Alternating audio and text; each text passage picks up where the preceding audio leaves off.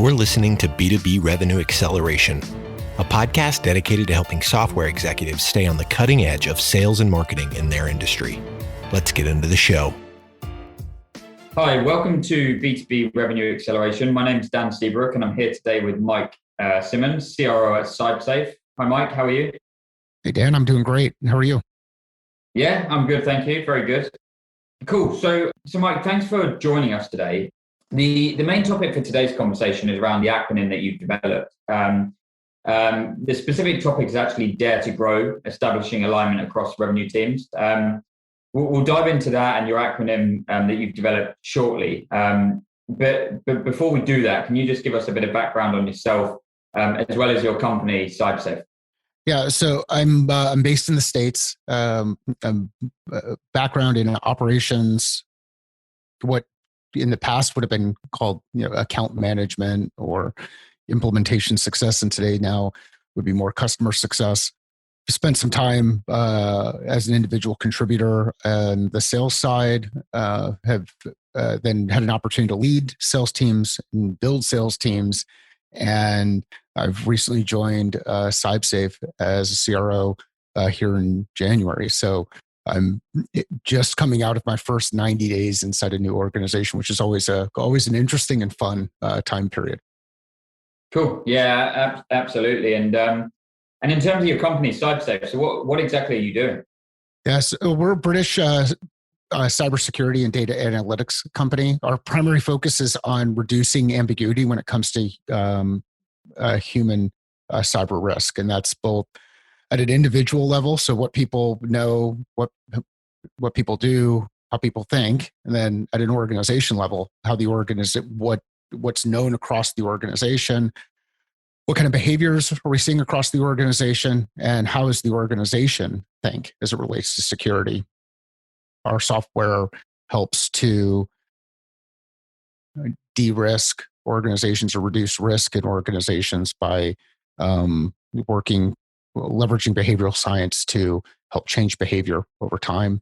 And on the data side, we improve insight. So we're addressing the cybersecurity challenge from a human perspective, which is a really important focus. Yeah, it is, and I think there's two facets to that from my perspective. One facet is just a general lack of awareness, a lack of cyber awareness at the non-technical employee level. I've got a friend that works for Cisco, and he was saying to me that he's constantly getting phishing emails. Well, they're not phishing emails; they're company sent phishing emails, almost to trick the employees into clicking on them as part of their training. There's that side of it, but then there's the other side of it, which is a skill shortage within the cyber department, which is another issue that a lot of cyber departments are facing, and just the industry as a whole seems to be facing, to be honest. It's an interesting and evolving threat that will continue to change, and I think there's a lot that we can be doing a bit differently, and that's why I'm excited about being a part of the industry and excited about what we're doing in the space. Yeah, and I think humans are humans, right? There's always the products that can be put in place to solve challenges, but the reality is humans have emotions, and that one momentary lapse of concentration can be the biggest issue in an organization. Just think about what we run into with our sales teams. Like we all, we train teams; they know what they should be doing, yet you get into a situation where someone asks a question, you're under high stress, you share a bit of information, or you jump a couple of steps ahead. It's not that you didn't know what to do. It's that the operating environment that you were working in created a scenario where you didn't do the right thing. And anything we can do to help people slow things down, both either through what they know or just general awareness of what's happening around them, can help. And I think that applies not only in security, but also on the sales side. And to your point, humans are humans. So whether we're talking about diet and fitness, or we're talking about sales behavior, or we're talking about security behavior, that behavior piece kind of follows all the way through. Yeah.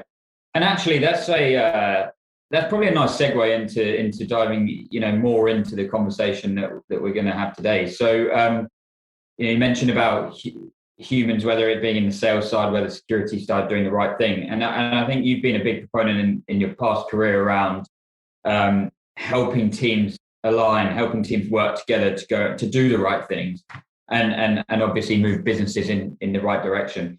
I always think about it. I think it was a quote by Daniel Pink, which is about, he was saying, you want to get the right people on the bus, then you want to get those people facing in the right direction, then you want to get the bus driving in the right direction. And I guess that's a lot about what your kind of methodology and background has been around. More specifically, my understanding is that you over the years have developed an acronym, which is DARE, so DARE.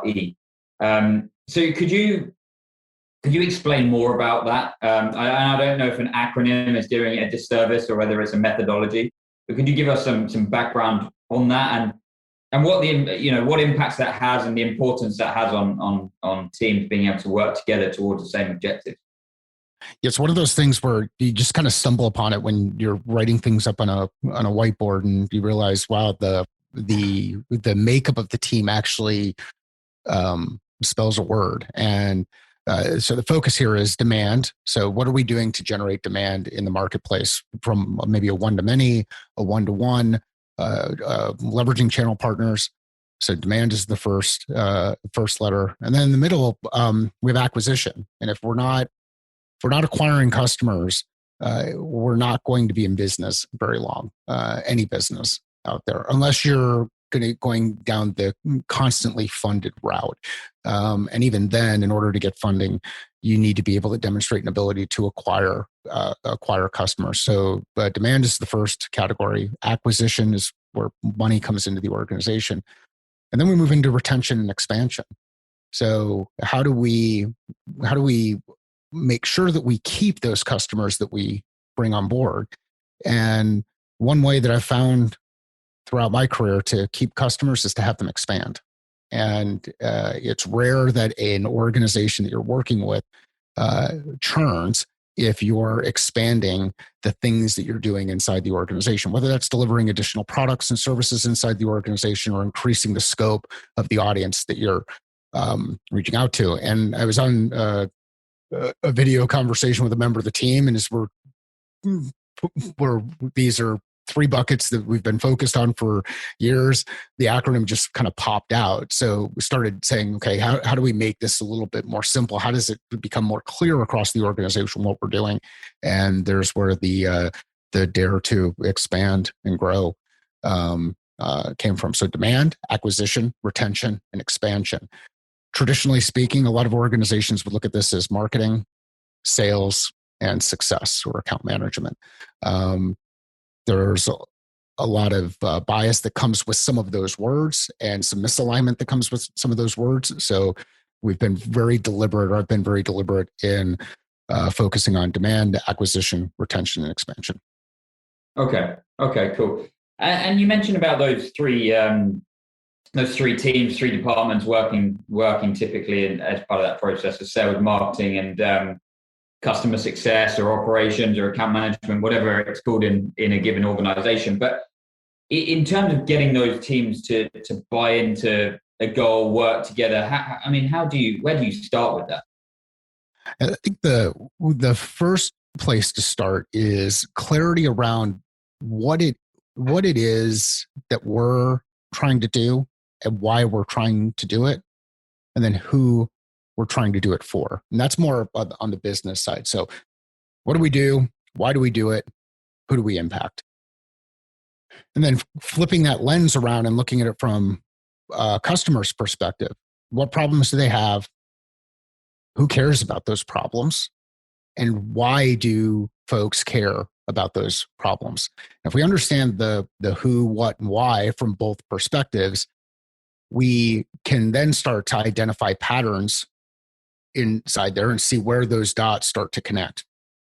If we can connect those dots, we can create better alignment between inside our organization and the interactions that we have with customers, and ultimately reduce friction as we look at ways to help solve those problems inside organizations and ultimately grow. So that's one perspective. What, why, who, or what, who, why, depending on which lens we're looking through. The other side, I think, is really important. A common mistake that organizations make is we tend to overcomplicate a lot of the work that we do. We come up with our own jargon. We have our own set of processes. We try to apply those processes both across the business, inside the organization, across teams, and over to our customers.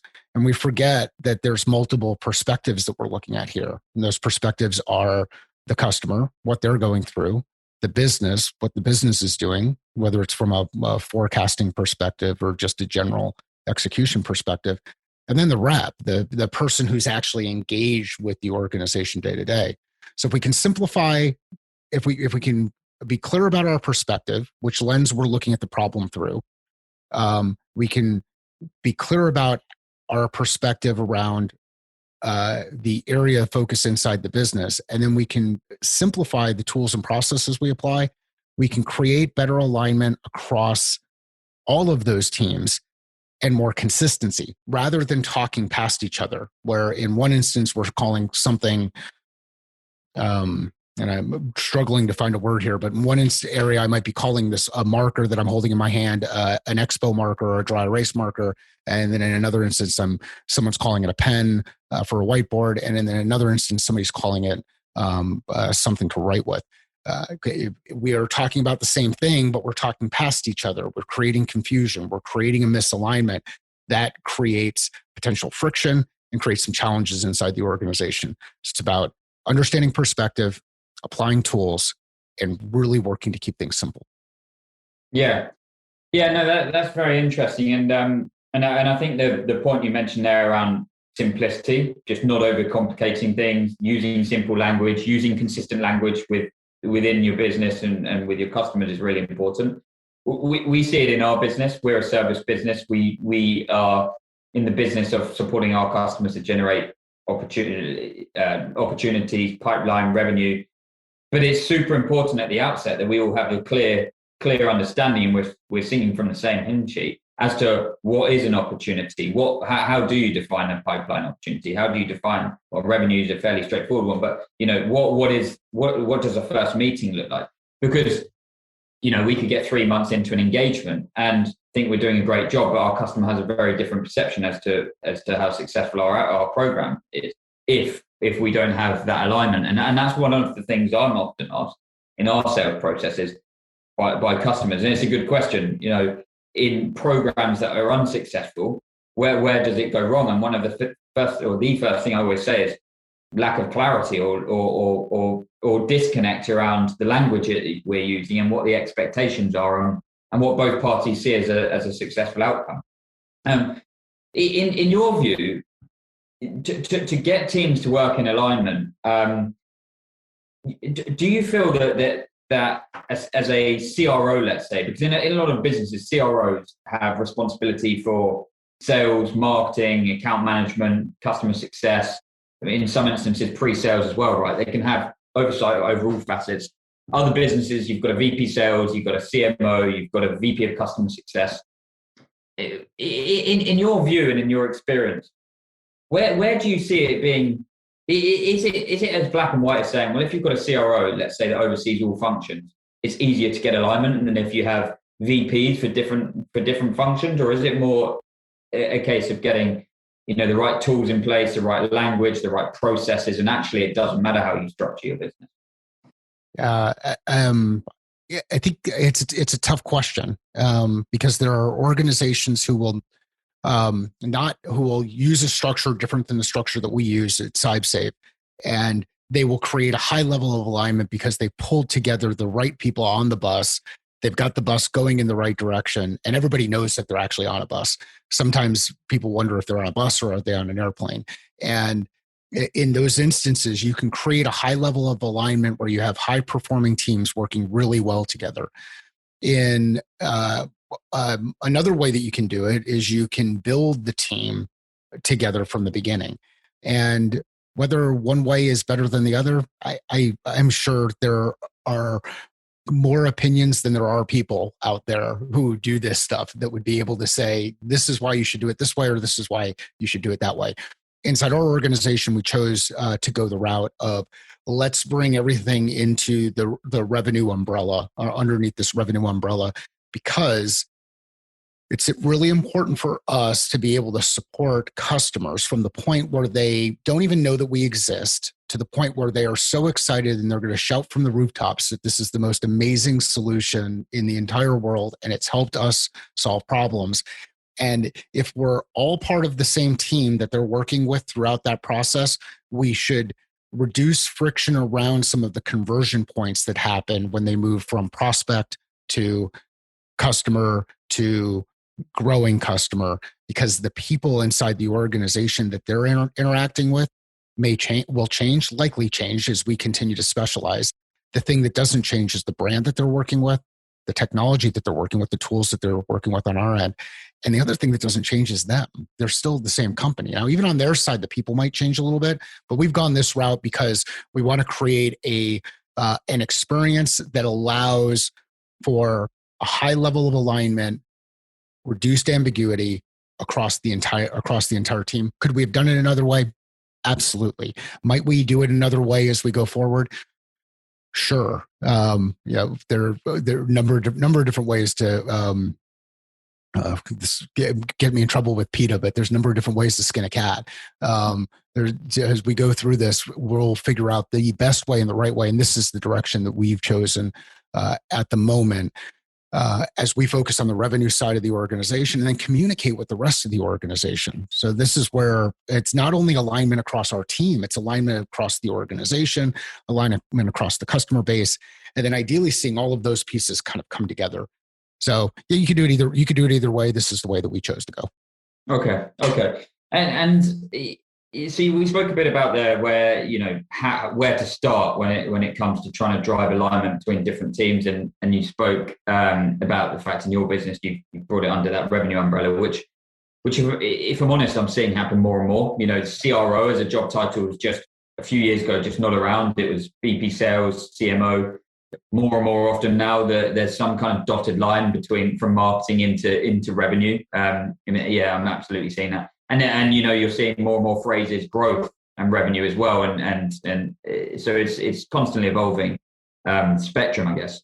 But on the other side of the fence, if we look at the less positive side of things, in your experience, where does alignment typically actually fail to happen?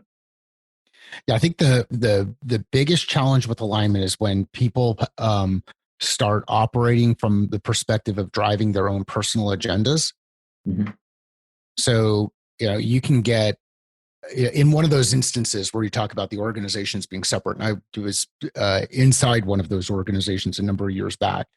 We actually had a marketing team that had goals that did not align with what we were doing from a B2B sales side of things. They had B2C objectives, individual consumer objectives. So given that they had individual consumer objectives, how much time do you think was applied to the B2B side of the equation? Now, the B2B side of the equation was the side that was growing quickly inside the organization. We felt in that operating environment unsupported. And yeah, here I am, a sales guy whining about not getting support from a marketing team. But that's where you run into some challenges inside organizations, is if you have goals and objectives inside the organization that are not aligned with each other. Whereas if you can shift that and everybody can kind of see how we're working toward the primary aim. We talked a little bit about it earlier, reducing ambiguity as it relates to human cyber risk. That's an objective for the organization. We're all aligned in that. We have different ways that we go about doing it. Where it goes bad is when, whether it's individuals or teams inside organizations, allow their own agenda to get in front of the objectives of the business. And when those agendas are misaligned with each other, meaning someone has goals that do not necessarily align with other goals inside the team. So agenda is a big one. The other one that I think is really important, we talked a little bit about this, but it's language, it's vocabulary. How can we use a consistent vocabulary, especially as we work across multiple countries and multiple cultures? one of the challenges I run into is I use football analogies. Well, I use American football analogies, not British Premier League football analogies. Yeah. And then I start using words like soccer, and people roll their eyes.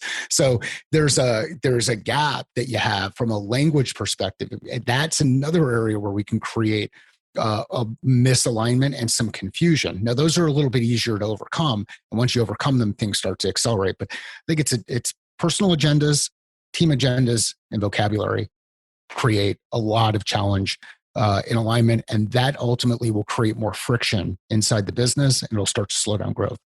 Yeah, absolutely. I mean, a very tactical example of that in terms of that misalignment, and your example around marketing being more driven by B2C, sales more having success on the B2B side. I mean, you see it all the time in organizations where marketing maybe are compensated and focused on either an MQL, as in, a marketing lead, or based on, impressions, or based on whatever there's something really at the top of the funnel, where sales and the whole business care about revenue and even pipeline, right?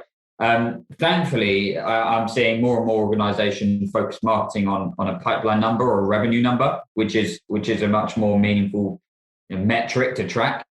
But we still see it, right? Where marketing teams want to go to trade shows because they know that they're going to get 1,000 leads from that trade show, or they want to run a webinar because they know that they're going to get 1,000 leads from that webinar. But in reality, are half those people sat in their bedrooms and just wanting to know more about the solution. So it's historically there has been a massive disconnect, I think, in how marketing have been focused and sales have been focused.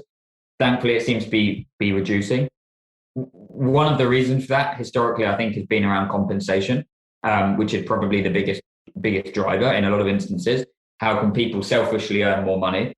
And so when you spoke about that misalignment there, who do you think is to blame for that? Do you feel that let's say you've got a marketing leader and a sales leader in an organization, and the CEO or the CFO at the top have been responsible for putting together a compensation plan? Do you feel it's as simple as saying, well, you put together the wrong commission plan, guys, and that's driven the wrong behavior? Or do you think that there's a little bit more complexity to it than that? Yeah, I think there's a little bit more complexity to it. These are leadership problems inside organizations, and we create them as leaders inside organizations. The reason we create them is because of a lack of clarity, and lack of focus, and helping people inside the team maintain a level of focus. And that, to me, comes down to decision making. So when a choice comes up, when something new and shiny comes up in front, do I start working on that new and shiny thing, or do I pause before I start working on it and say, how does this actually align with the thing, my ultimate aim within the organization? And if it doesn't align within my ultimate aim inside the organization, should I really do it? Well, if it can help drive the broader objective, maybe I should, or maybe I should do it at some point in the future. If it doesn't align with the ultimate objective, then I absolutely shouldn't do it. I should put it off to the side, and maybe we have a conversation around it. I think it's a leadership challenge inside organizations where leaders get distracted by the thing that's happening inside the market. So a lot of it comes into we need to do this. So we need to do X, Y, or Z, whatever this. We need to do more events. We need to spend more on ads. We need to. Well, I think as leaders inside the organization, we've got to ask the question, why? Why do we need to do it? What's the actual impact going to be inside the organization? How will that connect directly to the things we're trying to drive, whether it's reducing ambiguity or driving revenue? If it doesn't align with either of those things, do we really need to do it? Or is it some shiny thing that we're bringing into the organization just because we saw somebody else do it because they've decided to go down this path? So I think this is a leadership challenge that gets created inside organizations. A lot of times it's driven by lack of alignment across objectives inside the organization. Sometimes it's driven by a lack in confidence, fear that, hey, if we're not doing those things, we're going to be left behind. So we need to start doing those things. this is why it's really important to have strong leadership teams inside the organization who can push back on ideas and concepts before we start implementing those ideas and concepts. So I think it's I think it's a leadership challenge. I don't necessarily believe that it's a comp plan challenge, but it depends on how your comp plans are created. If your comp plans are created and they're driving behavior that doesn't align with the objectives of the business, then you have to revisit those comp plans. Because a lot can happen with comp plan creation, comp plan design, comp plan analysis, and you can drive some behavior that really doesn't have a positive impact on the business. So I bring it back to the leadership challenge inside the organization and our capacity for liking to follow, see shiny things and say, hey, that sounds cool. Let's go ahead and do it. What do you think? What I think is, so if I bring it back to our business, I think there's a couple of things. I think the first thing is similar to what you said, not kind of getting distracted by the new or the shiny toy that comes along in the short term, which it inevitably does. I mean, I'm more on the sales side of our business, but then looking at marketing, right? Marketers historically like new, they like disruptive, they like shiny stuff, they like to try things out, and they have a budget where they can often do it. So I think it's easier perhaps for marketing to get distracted at times than it is for sales. I think in businesses, more and more, again, something that's becoming more and more prevalent is having frameworks to manage the whole business and ensure everyone's moving in the right direction. So, for example, in our business, we use the OKR framework, which was developed by I think John Doerr, poor pronunciation probably, but he released a book, Measure What Matters, early investor in Intel and Google, and a lot of these large technology companies are running their business on it. And by us having an overarching objective on a quarterly or annual basis, and then having 3 or 4 key results that contribute to that overall goal or impact to that overall goal that we can measure and track and focus on, I think that's the key. And actually results typically follow. So, our North Star might be in our business, right? We want to be the best demand generation company for software companies. But what are the 3 or 4 metrics that can measure that can contribute towards that? Revenue is one of them, maybe number of enterprise customers is another, but the alignment probably come from what your North Star is and then how you set up those key results for the different departments. And to your point, I think that's bigger than comp plans, right? I think the comp plan should be relatively easy to actually put together off the back of having properly structured goals and focuses for the business and each team within the business. So I'm on the same page as you. Just coming, I guess this is probably the final point for us to touch on here, which is, how, and maybe you can touch on it within your business or give some examples, but how would you go about measuring alignment? That is, I think it's when you ask questions. I don't know that you can measure alignment in something like a CRM. Maybe you can.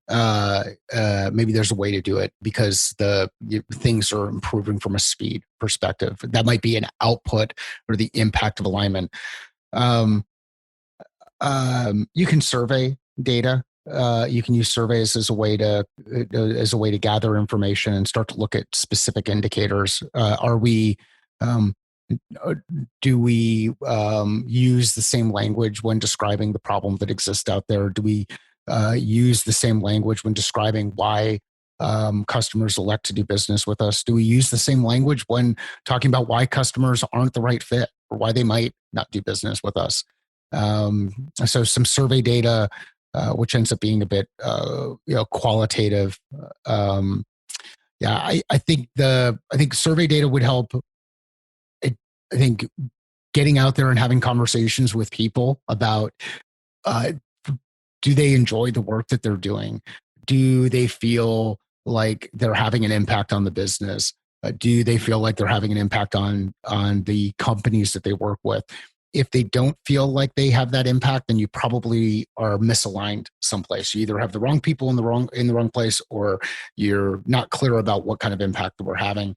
But I think the measurement is, I don't know if you can measure it in a place where you'd be able to say, look at a dashboard, and the dashboard would show some key result that indicates a specific alignment. I think it's kind of like culture. It's these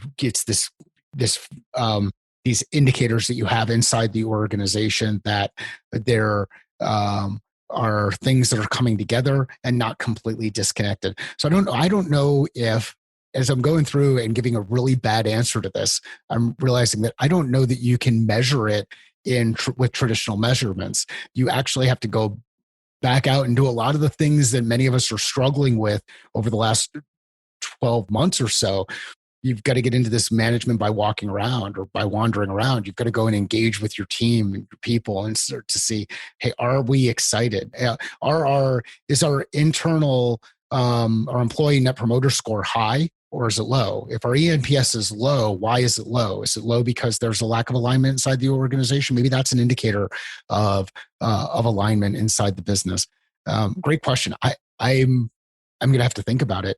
Dan, how about you? Do you have anything come to mind? How can I get better at measuring alignment? I'm not sure you can. I guess it's a bit of a.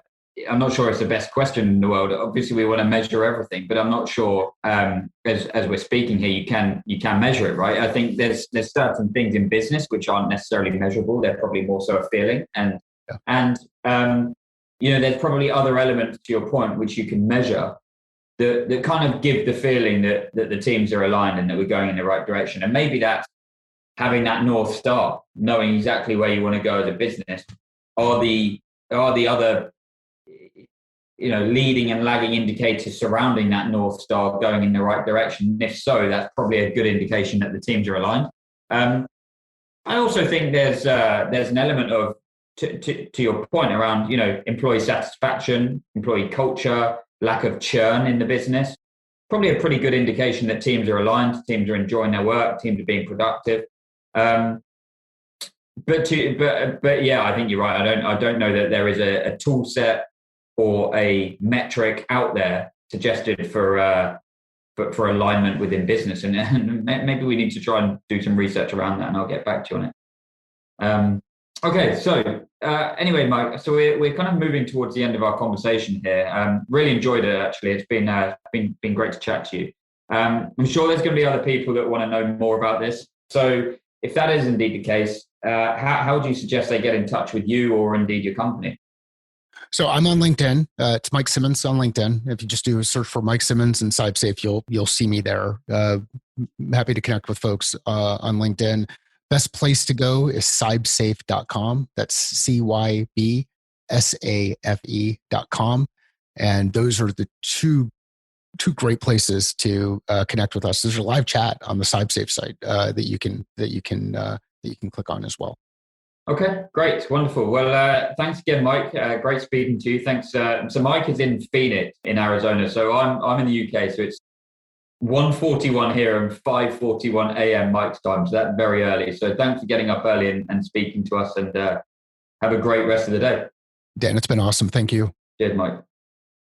Operatics has redefined the meaning of revenue generation for technology companies worldwide. While the traditional concepts of building and managing inside sales teams in-house has existed for many years, companies are struggling with a lack of focus, agility, and scale required in today's fast and complex world of enterprise technology sales. See how Operatics can help your company accelerate pipeline at operatics.net.